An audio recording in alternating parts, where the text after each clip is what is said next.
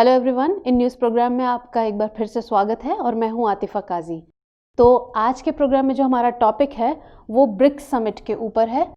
और क्योंकि आज के टॉपिक में भी हम अंतर्राष्ट्रीय व्यापार और बहुपक्षीय समूहों की बात करेंगे और क्योंकि भारत और भारत के हित भी उससे जुड़े हुए हैं, तो इसलिए जो आज का टॉपिक है ये जीएस पेपर 2 से रिलेटेड है और ये हमारे पॉइंट्स ऑफ डिस्कशंस रहेंगे। खबरों में क्यों, ब्रिक्स के बारे में हम थोड़ा जानेंगे और ब्रिक्स के महत्व को समझेंगे, भारत चीन सीमा गतिरोध को समझेंगे इसके परिप्रेक्ष्य में, और भारत चीन द्वारा जो और भी अंतर्राष्ट्रीय मंच हैं जो वो साझा करते हैं उनको समझेंगे, और भारत चीन में जो आपसी विश्वसनीयता है उसका पुनर्निर्माण किस तरह हो, उसके लिए क्या क्या सुझाव है वो हम यहाँ देखेंगे। और उसके बाद लास्ट में हमारा क्वेश्चन रहेगा जिसका आंसर आपको कमेंट सेक्शन में देना होगा। तो आज का टॉपिक जो ब्रिक्स के ऊपर है, दरअसल आज ब्रिक्स का 12वां शिखर सम्मेलन आयोजित किया गया है। वीडियो कॉन्फ्रेंसिंग के जरिए ये सम्मेलन हुआ है और इसकी अध्यक्षता जो है वो रूस ने की है, यानी रशिया ने की है इसकी अध्यक्षता। और इस सम्मेलन की ये जो समिट है ब्रिक्स का, इसकी जो थीम थी वैश्विक स्थिरता, साझा सुरक्षा और अभिनव विकास, यानी कि global stability, shared security and innovative growth, ये समिट की थीम थी। और इस समिट में आर्थिक सुधारों के साथ साथ वैश्विक समस्याओं और आपसी सहयोग पर ध्यान केंद्रित किया गया समिट के दौरान। और इसके अलावा आतंकवाद के विरुद्ध सहयोग, व्यापार, स्वास्थ्य, ऊर्जा जैसे मुद्दों पर चर्चा की गई। अब अगर हम इसमें बात करें प्रधानमंत्री नरेंद्र मोदी के संबोधन की, तो अपने जो इस समिट में भाग लेने के दौरान उन्होंने जो संबोधन दिया उसमें उन्होंने संयुक्त राष्ट्र की जो सिक्योरिटी काउंसिल है उसमें सुधार पर उन्होंने जोर दिया है। और इसके अलावा जो सिक्योरिटी काउंसिल में सुधार के साथ साथ उन्होंने IMF और WTO और WHO जैसी संस्थाओं में भी सुधार की आवश्यकता महसूस करते हुए उस पर भी बल दिया है। और इसके अलावा आतंकवाद को लेकर जो ब्रिक्स देश हैं उन्हें आपस में एकजुट होना होगा, एक साथ आना होगा, ताकि आतंकवाद के विरुद्ध मजबूत लड़ाई लड़ी जा सके। और इसके अलावा कोविड-19 महामारी के दौर में वैक्सीन्स के प्रोडक्शन और उनके वितरण को लेकर भारत ब्रिक्स देशों की पूरी मदद करने की कोशिश करेगा, ये भी उन्होंने कहा। और इसके अलावा कि जो 2021 है इसमें, मतलब जो ये 2020 का जो सम्मेलन है इसकी अध्यक्षता तो रूस ने की है, जबकि 2021 में जो इसका सम्मेलन होगा उसकी अध्यक्षता भारत करेगा। इसके साथ ही जो ब्रिक्स सम्मेलन है 2012 से अब तक भारत इसकी 3 बार अध्यक्षता कर लेगा। इससे पहले 2 बार कर चुका है, 2012 और 2016 में। तो 21 में भी भारत अध्यक्षता करेगा, तो कुल मिलाकर 3 बार भारत को अध्यक्षता का मौका मिलेगा इसका। अब हम ब्रिक्स के बारे में जान लेते हैं। ब्रिक्स, जैसा आपको पता है कि 5 मेंबर कंट्रीज हैं इसकी, ब्राज़ील, रशिया, इंडिया, चाइना और साउथ अफ्रीका, तो उन्हीं को मिलाकर बनता है ब्रिक्स। और 2006 में इसकी स्थापना हुई थी। और यहाँ ये एक इम्पॉर्टेंट है बात कि 2006 में क्योंकि इसकी स्थापना हुई थी, तो 2021 में जब भारत इसकी अध्यक्षता करेगा तो उस समय ब्रिक्स को 15 साल पूरे हो जाएंगे। ब्रिक्स की स्थापना को 15 साल पूरे हो जाएंगे। स्टार्टिंग में जो ये ब्रिक्स जो समूह है, ये इसमें सिर्फ 4 देश शामिल थे और तब ये ब्रिक्स ना होकर ब्रिक था, BRIC, यानी कि इसमें शामिल थे ब्राज़ील, रूस, भारत और चीन, तो उनको मिलाकर ये ब्रिक था। और इसका जो पहला सम्मेलन था वो रूस के येकातेरिनबर्ग में जून 2009 में हुआ था। और इसके बाद 2010 में इसका विस्तार हुआ, ये इसमें दक्षिण अफ्रीका को शामिल किया गया और तब ये बन गया ब्रिक्स। दक्षिण अफ्रीका के 2010 में शामिल होने के बाद ये ब्रिक्स बन गया। और इस संगठन की प्रकृति की बात करें तो ये आर्थिक, राजनीतिक, क्षेत्रीय सहकारी संगठन है और ये 5 जो बड़ी अर्थव्यवस्थाएं हैं उनका संगठन है। और अगर इसकी बात करें कि जो इसका इससे पहले सम्मेलन हुआ था, ये 12वां सम्मेलन है, तो जो 11वां सम्मेलन था वो 2019 में ब्राज़ील के ब्राज़ीलिया में आयोजित किया गया था और इसका जो विषय था, थीम थी, आर्थिक विकास एक अभिनव भविष्य के लिए है। ये उस 11वें सम्मेलन की थीम थी। अब अगर हम ब्रिक्स के महत्व के बारे में बात करें तो दरअसल जिन उद्देश्यों को लेकर ब्रिक्स को फ्रेम किया गया था, तो अगर ये जो ब्रिक्स की जो मेंबर कंट्रीज़ हैं ये द्विपक्षीय संबंध आपस में अच्छे रखती हैं, आपसी सहयोग के साथ आगे बढ़ाती हैं, तो उन्हीं के ज़रिए ये अपने उद्देश्यों तक पहुंच सकता है। और क्योंकि इसमें विश्व की जो उभरती अर्थव्यवस्थाएं हैं वो शामिल हैं, तो ये विकासशील विश्व में योगदान दे सकती हैं। अब अगर हम इसका ब्रिक्स के वैश्विक योगदान की बात करें तो अगर हम इसके देखें पॉपुलेशन के आधार पर कि विश्व में, वर्ल्ड में इसकी जो पॉपुलेशन है उसका ये करीब 42% शेयर करते हैं ये कंट्रीज़ जो है, ब्रिक्स कंट्रीज़ वर्ल्ड में। और अगर हम जीडीपी देखें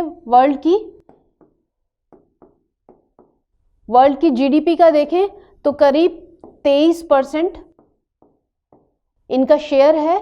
और अगर वैश्विक व्यापार की बात करें तो वैश्विक व्यापार में जो इनका हिस्सा है वो करीब 17% है। 17% ये अर्थव्यवस्थाएं शेयर करती हैं। और इसके अलावा क्षेत्रीय सुरक्षा की बात करें और तो विकासशील देशों के प्रतिनिधित्व में जो है ये ब्रिक्स समूह जो है बड़ी भूमिका निभा सकता है, क्योंकि जाहिर है बड़ी अर्थव्यवस्थाएं हैं और इतना महत्वपूर्ण इनका योगदान है। और विकासशील देशों के कृषि और व्यापार हितों के लिए भी ब्रिक्स एक अग्रणी संगठन बन सकता है, क्योंकि ये जैसे मैंने अभी बताया कि ये एक उभरती अर्थव्यवस्थाएं हैं इसमें जो शामिल हैं, तो ये ब्रिक्स कंट्रीज़ हैं ये विकासशील देशों के हितों का प्रतिनिधित्व करके जो विकसित देश हैं उनके सामने भी एक चुनौती पेश कर सकती हैं। और इसके अलावा अंतर्राष्ट्रीय आतंकवाद जो एक बहुत बड़ी समस्या है आज के वक्त में पूरे विश्व के सामने, उसके लिए भी सुरक्षा सहयोग करके जो खुफिया सूचना है उसका उसे साझा करके और अपने सर्विलांस सिस्टम को मजबूत करके अंतर्राष्ट्रीय आतंकवाद के खिलाफ भी मजबूती के साथ लड़ सकती हैं। अब अगर हम दक्षिण अफ्रीका की बात करें इसमें तो दक्षिण अफ्रीका इस समय अफ्रीका महाद्वीप में एक बड़ी अर्थव्यवस्था बन चुका है।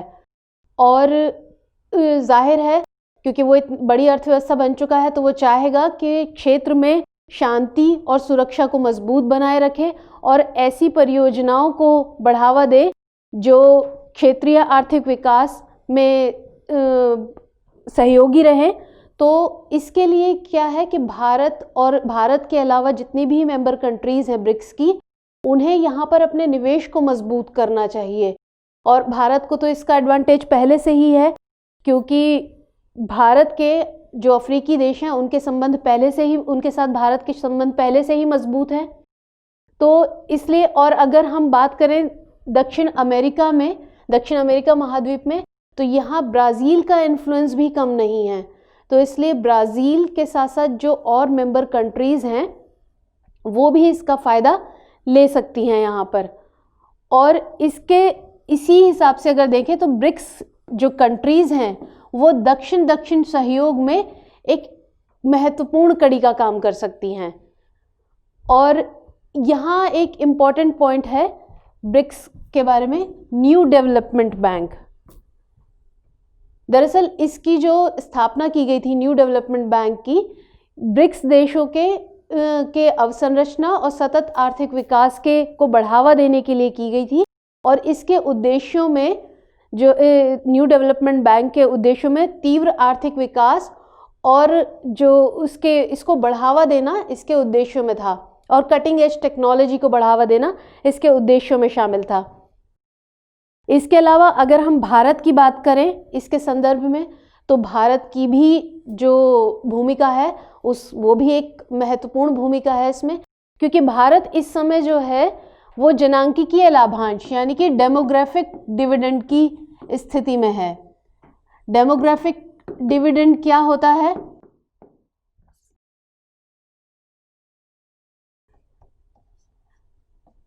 डेमोग्राफिक डिविडेंड यानी कि किसी भी जनसंख्या में काम करने वाले लोगों की संख्या तथा उन पर आश्रित लोगों का जो अनुपात है वो डेमोग्राफिक डिविडेंड है। तो भारत इस समय इस लाभ की स्थिति में है और विश्व का सबसे बड़ा उपभोक्ता बाजार भी है। तो इसलिए जो इसकी जो मेंबर कंट्रीज हैं और जो देश हैं उनको ज़रूरत है कि भारत के साथ जो है संबंधों को मजबूत करने की ज़रूरत है। अब ये तो बात हुई ब्रिक्स के बारे में, ब्रिक्स के महत्व के बारे में। हालांकि दोनों देश भारत और चीन जो उसकी बड़ी अर्थव्यवस्था है उसकी ब्रिक्स की और एक मंच साझा करते हैं, लेकिन इससे इतर भारत और चीन के बीच कुछ सीमा गतिरोध है हाल फिलहाल में जो चल रहे हैं कुछ समय से। उनमें कौन कौन से हैं? जैसे पैगोंग त्सो मोरिरी झील का विवाद है, डोकलाम गतिरोध है और अरुणाचल प्रदेश में आसफिला क्षेत्र पर विवाद है। तो कुछ ऐसे मुद्दे हैं जिनको लेकर भारत और चीन के बीच विवाद है। इसके अलावा लाइन ऑफ एक्चुअल कंट्रोल पर भी यानी LAC पर भी जो बढ़ता विवाद है वो भी एक इस गतिरोध का मुद्दा है। और इसके अलावा भारत जो सीमा पार आतंकवाद की समस्या झेल रहा है उसके मुद्दे पर भी चीन जो है पाकिस्तान का बचाव करता है और उसको समर्थित करता हुआ दिखता है। और इसके अलावा जो चीन की बेल्ट एंड रोड इनिशिएटिव है इससे रिलेटेड भी कुछ विवाद हैं, जैसे कि चीन पाकिस्तान आर्थिक गलियारा। तो ये कुछ मुद्दे हैं जो भारत और चीन के बीच विवाद का मुद्दा बने हुए हैं। हालांकि इन सब से हटकर भी भारत और चीन के बीच राजनयिक संबंध हैं और इन्हीं के सिलसिले में 1 अप्रैल 2020 को भारत और चीन के राजनयिक संबंधों की 70वीं वर्षगांठ मनाई गई थी। और क्योंकि राजनयिक संबंध है और भारत और चीन ब्रिक्स समूह साझा करते हैं, तो इसके अलावा ब्रिक्स के अलावा भी कुछ ऐसे मंच हैं जो भारत और चीन साझा करते हैं, जैसे कि शंघाई सहयोग संगठन या SCO। इसकी बात करें तो इसकी स्थापना 1996 में शंघाई 5 के नाम से हुई थी, यानी कि तब इसमें 5 देश शामिल थे और बाद में यानी जून 2001 में शंघाई 5 का विस्तार किया गया, मतलब इसमें और कंट्रीज़ को शामिल किया गया। तो एट प्रेजेंट इसमें 8 कंट्रीज़ शामिल हैं, 5 पहले थी और 3 बाद में। 5 कौन सी पहले थी? कजाकिस्तान, चीन, किर्गिस्तान, रूस और ताजिकिस्तान। यहाँ से यहाँ तक ये 5 कंट्रीज़ शंघाई 5 में शामिल थी। उसके बाद उज़्बेकिस्तान, भारत और पाकिस्तान को इसमें शामिल किया गया और ये 8 देश बन गए। और इसका जो मुख्यालय है यानी कि हेडक्वार्टर है वो बीजिंग में है SCO का। इसके अलावा ईस्ट एशिया समिट भी है जो भारत और चीन साझा करते हैं। इनका जो 15वां समिट था वो 14 नवंबर को हुआ है अभी हाल में ही। और अगर इसको देखें तो इसमें एशिया पैसिफिक क्षेत्र के 18 देश शामिल हैं। अब 18 देश कौन से हैं? 10 आसियान मेंबर कंट्रीज़ हैं और उसके अलावा 8 देश और हैं, ऑस्ट्रेलिया, चीन, भारत, जापान, कोरिया, न्यूजीलैंड, रूस और अमेरिका।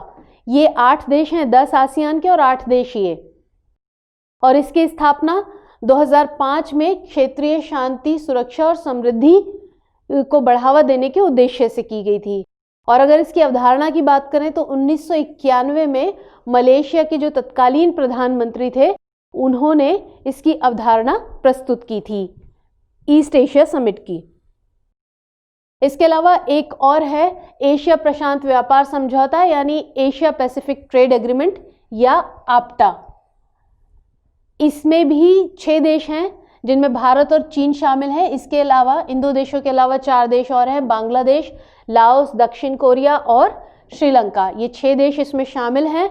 और अगर इसकी बात करें APTA की तो ये संयुक्त राष्ट्र के एशिया प्रशांत के लिए आर्थिक एवं सामाजिक आयोग यानी UNESCAP के अंतर्गत एक विशिष्ट पहल है। और इसका जो उद्देश्य था इसको बनाने का, एशिया प्रशांत क्षेत्र के जो सदस्य माने जाने वाले विकासशील देशों के बीच शुल्क या टैरिफ रियायतों के आदान प्रदान के जरिए व्यापार का विस्तार करना इसका उद्देश्य था। अब इसके अलावा जो एक और मंच है G20 की अगर हम बात करें तो G20 जो फोरम है इसमें वर्तमान में भारत, चीन, जापान, अमेरिका के साथ साथ 19 देश और यूरोपीय संघ भी शामिल है।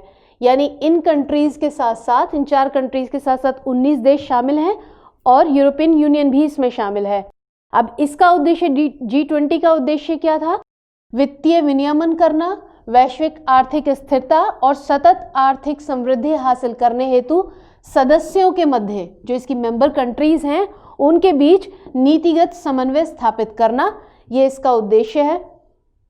और 2020 में जो इसका समिट हुआ उसकी अध्यक्षता सऊदी अरब ने की थी। और अगर अगले इसके समिट की बात करें यानी 2021 की बात करें तो इसका जो 2021 का जो समिट है वो इटली में प्रस्तावित है, यानी इटली में होगा 2021 का इसका समिट। अब ये तो बात हुई कि भारत और चीन के बीच विवादों की भी और उनके बीच जो मंच साझा किए जा रहे हैं उनकी भी, लेकिन क्योंकि दोनों ही जो कंट्रीज़ हैं वो ब्रिक्स की जो कंट्रीज़ हैं, ये दोनों मेंबर कंट्रीज़, ये दोनों ही एक बड़ी और उभरती अर्थव्यवस्थाएं हैं, तो इनके बीच जो हाल फिलहाल रिलेशंस चल रहे हैं उनके बीच इन दोनों के जो रिलेशंस उसको कैसे रिस्ट्रक्चर किया जाए, मतलब इनके बीच आपसी विश्वसनीयता का पुनर्निर्माण किस तरीके से किया जाए। तो इन दोनों देशों को दरअसल आपसी सीमा विवाद को सुलझाने की ज़रूरत है, आपसी सीमा विवाद को सुलझाने की ज़रूरत है। इसके लिए क्या है? इसके लिए सबसे बड़ी बात यह है कि दोनों देश LAC के संबंध में, LAC यानी लाइन ऑफ एक्चुअल कंट्रोल के संबंध में जो बनाए गए पुराने आपसी समझौते हैं उनको फॉलो करें, जिससे कि जो LAC का मुद्दा है वो कुछ उसको फॉलो करेंगे तो उसका कुछ हल निकले। और जो सीमा विवाद को सुलझाने के लिए जो भी उच्च स्तरीय बैठकें हों, ये ज़रूरी है कि उनका कोई ना कोई सही नतीजा ज़रूर सामने आए।